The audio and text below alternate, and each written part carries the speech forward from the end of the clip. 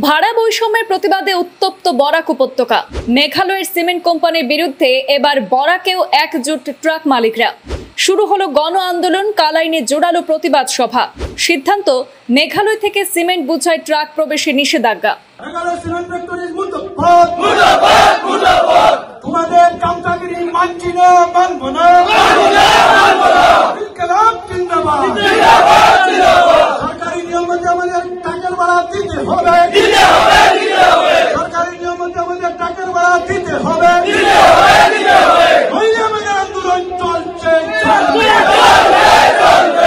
বরাক বনাম মেঘালয়। মেঘালয়ের সিমেন্ট কোম্পানির বিরুদ্ধে একজোট হলো বরাকের ট্রাক মালিক সমাজ। শুরু হলো আন্দোলন।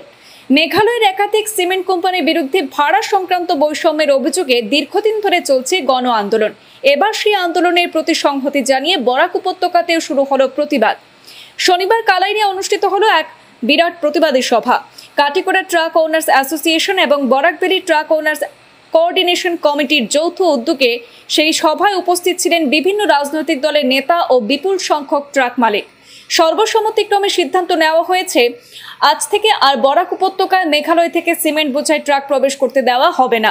সভায় বক্তারা অভিযোগ করেন, যখন রাস্তাঘাট খারাপ ছিল তখন বরাকের ট্রাকগুলোই ঝুঁকি নিয়ে সিমেন্ট সরবরাহ করেছিল উপত্যকায়।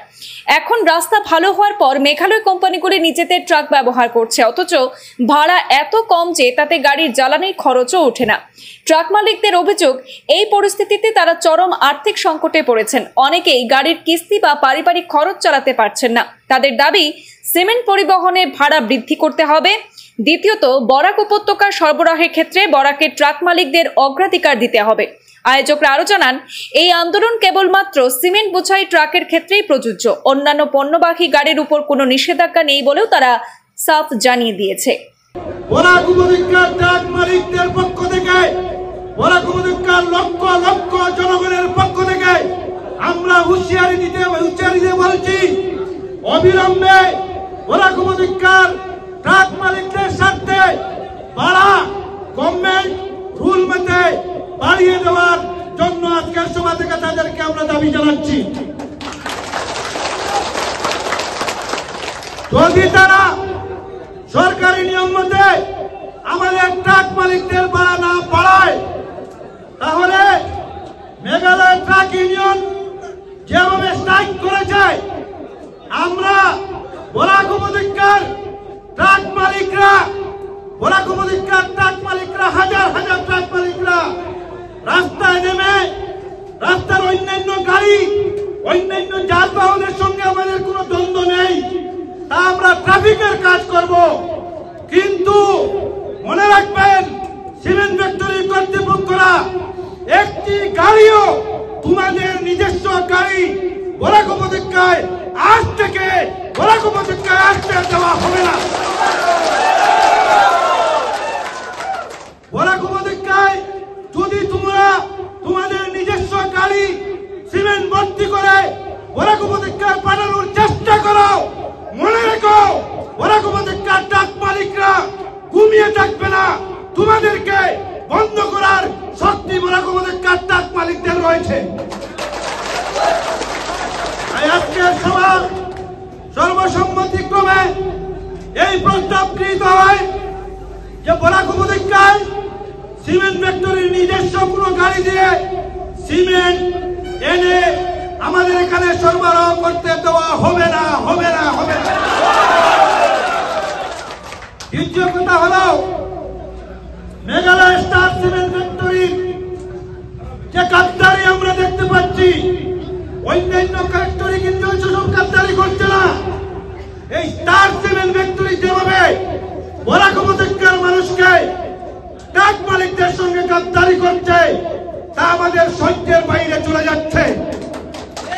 মনে রাখবেন, আমাদেরকে ধৈর্য হারা করো না, নতুবা বরাক উপত্যকার জনগণ, বরাক উপত্যকার ট্রাক মালিকরা, ড্রাইভাররা মিলে তোমাদের ষড়যন্ত্রকে প্রতিহত করতে সময় লাগবে না।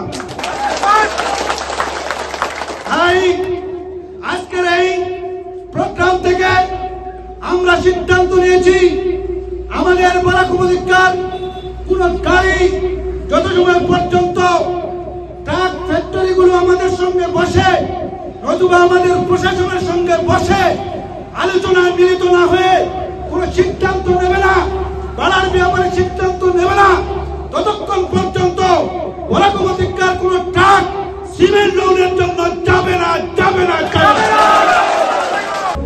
আমরা যখন 2022 সেই এইরকম একটা পরিস্থিতি আমরা সম্মুখে আসবো, তো আমরা সবাই মিলিয়া চিন্তা করছি বরাক ভ্যালির 8টা অ্যাসোসিয়েশন মিলিয়া প্রথমত আমরা ডিসি ম্যাডামের কাছে মেমোরেন্ডাম দিছি, এসপি যোগাযোগ করছি, লাস্ট মুভমেন্ট পর্যন্ত আমরা ট্রান্সপোর্ট মিনিস্টার পর্যন্ত গেছি। তো যাওয়ার পরে আমরা লাস্ট একটা স্টেজ হয়ে গেল আসলাম যে আমরা চিন্তা করা লাগছে, বৃহত্তর একটা আন্দোলন করা লাগছে এবং 1.5 মাস আন্দোলন 2 মাস আন্দোলন করার পরে আমরা শিলচর ডিসি অফিসে 8টা ফ্যাক্টরির কর্তৃপক্ষ পক্ষ থেকে আইয়া আমরা ওকে মিটিং করিয়া এটা ফাইনাল করা হতো যে বরাক ভ্যালির যেগুলা গাড়ি আইব, বরাক ভ্যালির যেগুলা সিমেন্ট আইব, এই সিমেন্ট গুলা আমরা গাড়ি দিয়ে রাখবো। আমরা ডিমান্ড দিছিলাম যে আমরা তখন ডিমান্ড দিছিলাম যে কিলোমিটার ওয়াইজ আমরা এই ভাড়া দেওয়া হোক, কিন্তু যখন আমরা নেগোসিয়েশনে বসছি আমরা লম্বা একটা চিন্তাধারা করিয়া মোটামুটি একটা মার্জিন রাখিয়া ভাড়া রাখিয়া আমরা ফাইনাল হয়েছি। কারণ আমরা ডিমান্ড দিছি যে বরাক ভ্যালির যেগুলা সিমেন্ট বিক্রি হয় বরাক ভ্যালি থেকে আমরা বরাক ভ্যালির মানুষে কিনে বরাক ভ্যালির মানুষে বিল্ডিং বানাই, আমার এটার উপরে হক আছে। আমার মানুষে আমার বাড়ির যখন আমার বিল্ডিং বানাইবো, আমার বরাক ভ্যালির মানুষে যখন পয়সা দিয়ে সিমেন্ট কিনবো, তুমি কিতার লাগে বাইরে গাড়ি দিয়ে টানবাই, আমি এখানে টানতে পারতাম না। তো এটা লাস্ট মুভমেন্টে যদিও রিটেন এগ্রিমেন্ট হয়েছে না, কিন্তু আমরা কথা দেওয়া হয়েছে শিলচর ডিসি অফিসে। বিগত 3 বছর আমরা মোটামুটি চলছে, বিগত 1 বছর রাস্তা খারাপ হয়েছে, হওয়ার পরে ঠিক আছে ভাড়া আপ ডাউন হয়েছে, ভাড়া বাড়িছে, কিন্তু যখন রাস্তা ভালো হয়ে গেছে এই ট্রাক মেঘালয় সিমেন্ট অ্যাসোসিয়েশন বা সিমেন্ট ফ্যাক্টরি কর্তৃপক্ষ আবার সেই পুরানা দিনের মতো আমরা বৈষম্যতা করবেন। কারণ হইল গিয়া এমন একটা ভাড়া তারা নির্ধারিত করে যে 700 টাকা 800 টাকা টন, যেটা তেলের খরচ বাইরে না, এটা নির্ধারিত করার একটা পলিসি আছে। এটা একটা পলিসি মেনটেন করে তারা যে আমরা যখন তোমার ভাড়া কম দিব তুমি আমার ফ্যাক্টরি গাড়ি বানাইতে, আর যখনই বানাইতে না আমার 200টা গাড়ি আছে আমি আমার গাড়ি দিচ্ছি মেনটেন, এটা তারা পলিসি। আমরা এটা বুঝি না, আমরা বড় ব্যবসায়ীরা কিন্তু ইন্ডিয়ার মধ্যে এইরকম ব্রাশপত্রযুক্ত ব্যবসায়ীরা উত্তর দিত না, আমরা এটা মানিয়ে নিতাম না। আমরা পেট্রোল হাত পড়ে গেছে, আমরা অতদিন পালা সম্পর্ক পালা ব্যবহার দেখাইছি আমরা, কিন্তু আজকে আমরা যে পজিশনে আসছি আমরা রাস্তা নামতে পাইতো, আমরা মরতে পারতো, আমরা দেখা গেছি ওইটা যে বরাক ভ্যালির যদি সিমেন্ট হয় এটার উপরে আমরা কম আছে, এখানে অন্য কোনো পলিসি কাম করতো না। আর নাইলে গভর্নমেন্ট গাইডলাইন মধ্যে আপনাদের ভাড়া দেওয়া হোক, আমরা চাই না। আমাদের আসামের 80% ছেলেদেরকে চাকরি দিতে হবে এবং ট্রান্সপোর্টেশনের কোথাও উল্লেখ আছে। যদি আজকে আমরা এই প্রতিবাদ না করি, আজকে যদি আমরা এই অন্যায় মেনে নিই, তাহলে ভবিষ্যতে আমাদের উপরও আবার অন্যায় হতে থাকবে। ট্রান্সপোর্ট কর্তৃপক্ষ 1000টা গাড়ি কেনার ক্ষমতা আছে, ওরাও গাড়ি কিনে আনবে, ড্রাইভারকে যে টাকা দেওয়ার কথা সেই টাকা দেবে না, ড্রাইভারের সঙ্গে একজন লোক থাকে সেও তার পয়সা পাবে না। যে আনলোডিং ব্যবস্থা আছে ফ্যাক্টরির ভিতরে, তো আনলোডিং ব্যবস্থা ওরা জেসিবি দিয়ে এক্সকাভেটর দিয়ে করে নেন। তো এইভাবে আমাদেরকে আমাদের রুটি রোজগারের উপর আঘাত আনবে এই সরকার। তো এখন আমাদের আর বিকল্প কোনো রাস্তা নেই। এটা শুধু এই লড়াই শুধু ট্রাক মালিক সংস্থার নয়, এই লড়াই কাটিগড়া তথা বরাক উপত্যকার সর্বস্তরের মানুষের লড়াই।